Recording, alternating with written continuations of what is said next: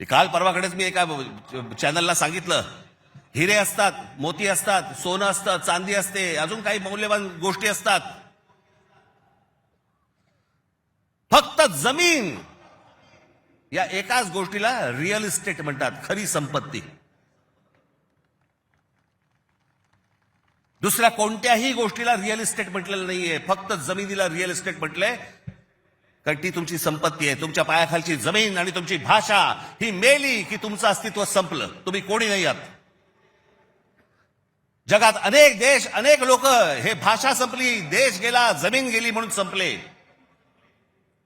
हाच डाव त्यांचा आहे. वेगवेगळ्या मार्गाने येत आहेत आणि वेगवेगळ्या मार्गाने तुमच्यावरती आक्रमण करतायत आणि तुम्हाला सांगतायत निघून जा इथनं. संयुक्त महाराष्ट्राच्या वेळेला देखील विरोध करणारे या मुंबईमधले अनेक धनिकच होते, गुजराती होते पण धनिक होते. आज पण तेच चालू. आणि आज हे संकट त्यावेळेला इतकं नव्हतं, पण आज खरं तर तुमच्या उंबरठ्यावरून वरती येऊन उभं आहे. कधी तुमच्या दरवाजावरती टकटक होईल तुम्हाला पण कळणार नाही. कधी तुम्हाला इथनं बाहेर काढतील तुम्हाला कळणार पण नाही. आज मुंबई, उद्या ठाणा, कल्याण डोंबिवली, सगळे सगळे भाग, उद्या पुणा, नाशिक, जे जे चांगलं आहे आज कोकणपट्टी अख्खी रिकामी करतायत. जमिनीच्या जमिनी विकत घेतल्या जात आहेत. मी त्यावेळेला त्या बुलेट ट्रेनला विरोध केला होता, आजही माझा विरोधच आहे. कुठे चालली बुलेट ट्रेन? बुलेट ट्रेन फक्त बघा, ही बुलेट ट्रेनचं स्टेशन, शेवटचं स्टेशन गुजरातमध्ये चाललंय, जिकडे गिफ्ट सिटी उभी केली आहे. Gift city Ahmedabad bullet train station पासून 90 किलोमीटरवर डोलेरा नावाचं एक पूर्ण नवीन शहर बसवलं जातंय. डोलेरा नावाचं एक पूर्ण नवीन हे शहर 903 स्क्वेअर किलोमीटरचं आहे, म्हणजे मुंबईपेक्षा 1.5 मोठं. आणि तिथे वेदांत आणि फॉक्सकॉनची 1.5 लाख करोडची सेमी कंडक्टर प्रोजेक्ट्स येत आहेत.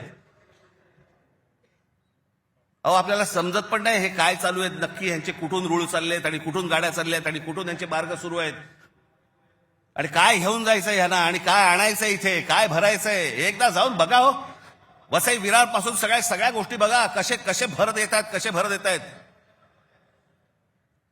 तुम्हाला घरं नाकारणार, ह्यांना सगळ्यांना घरं मिळणार. तिकडनं बाहेरच्या राज्यातनं गुजरातमध्ये येणार, ह्यांना घरं मिळणार, तुम्हाला नाकारणार. तुम्हीच नसाल, तुमचंच अस्तित्व नसेल, काय चाटायच्या आहे महानगरपालिका?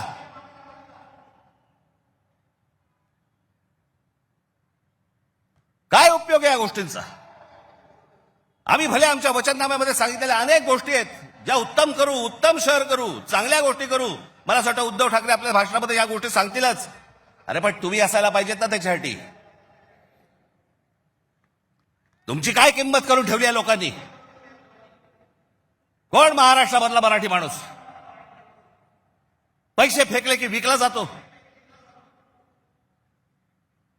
ही आपली किंमत. आणि ही बोली लावणारे कोण? आमचेच. दुसऱ्यांच्या हातावरती बसून त्यांचा उद्देश साध्य करण्यासाठी आमचे लोक हे आमच्या लोकांना फोडतायत. काय दुर्दैव आहे बोला. या अशा परिस्थितीमध्ये ही आजची निवडणूक होते. ही मराठी माणसासाठी शेवटची निवडणूक आहे. आज जर चुकलात कायमचे मुकलात म्हणून समजा. आज जर तुमच्या हातातनं ही शहरं गेली, त्यांच्या हातामध्ये गेली, उद्या राजानं मारलं आणि पावसानं झोडलं, तक्रार कोणाकडे करायची? आज इतर राजकीय पक्षांमधले पण जे मराठी लोक आहेत, माझं त्यांनाही आव्हान आहे, सोडा ते सगळं.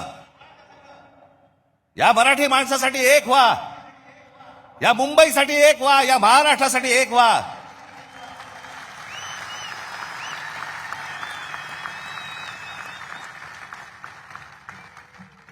ज्या इतक्या वर्षांच्या परंपरेने, इतक्या लोकांच्या तपश्चर्याने ही मुंबई महाराष्ट्राला मिळाली. 107 आमचे हुतात्मे गेले. उद्या मुंबई गेली तर त्या पुतळ्यानंतर काय अर्थ उरतो? आणि पुतळे काय म्हणतील ते? आमचा मराठी माणूस बेसावध राहिला आणि म्हणून आम्ही मिळवलेली मुंबई आम्हाला गमवावी लागली. आज तुमच्यासमोर ही सोन्यासारखी संधी आलेली आहे. आम्हाला सत्ता काय, सत्याचं काय करू? सत्तेशिवाय पण आज पण लाथा मारल्यात ना. अनेक अंगावर आले, त्यांना तुडवलेच ना. पण तुम्हाला ह्यांचा मास या सगळ्या लोकांचा, सत्ताधाऱ्यांचा तुम्हाला उतरवायचा या निवडणुकीमध्ये. कुठेही बेसावत राहू नका. माझी आपल्याला सगळ्यांना एक फक्त सांगणं आहे, हे ईव्हीएम मशीनवरती लक्ष ठेवा.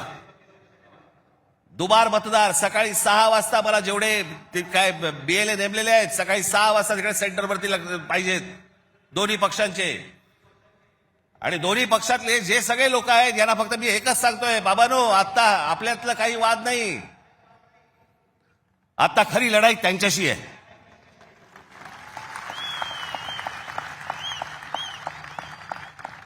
आपण भांडत राहावं हेच त्यांना पाहिजे.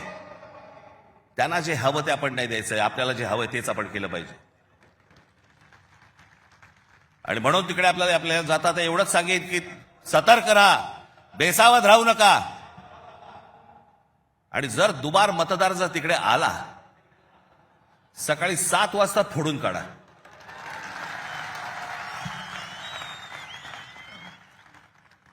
ही मुंबई राहावी, हे महाराष्ट्र राहावं, राज्य राहावं, हे मराठी माणसाच्या हातात राहावं, तुमच्या हक्काचं असावं, तुमचंच आहे ते. आणि मला असं वाटतं की जो लढा आजपर्यंत मराठा साम्राज्याने दिला, तो लढा आज तुम्हाला, आज सगळ्यांना, तुम्हाला, आम्हाला सगळ्यांना करायचा आहे. हा महाराष्ट्र वाचवायचा आहे, महाराष्ट्र समृद्ध करायचा आहे, ही आपली शहरं समृद्ध करायची आहेत, ही मुंबई आपल्याला वाचवायची आहे. ही मुंबई कदापि आपल्याला कुठेही गुजरातला घेऊन द्यायची नाहीये. या सगळ्या गोष्टींसाठी आपण सगळेजण कामाला लागाल अशी एक आशा अपेक्षा बाळगतो आणि आपल्या सर्वांची मी रजा घेतो. धन्यवाद. जय हिंद, जय महाराष्ट्र.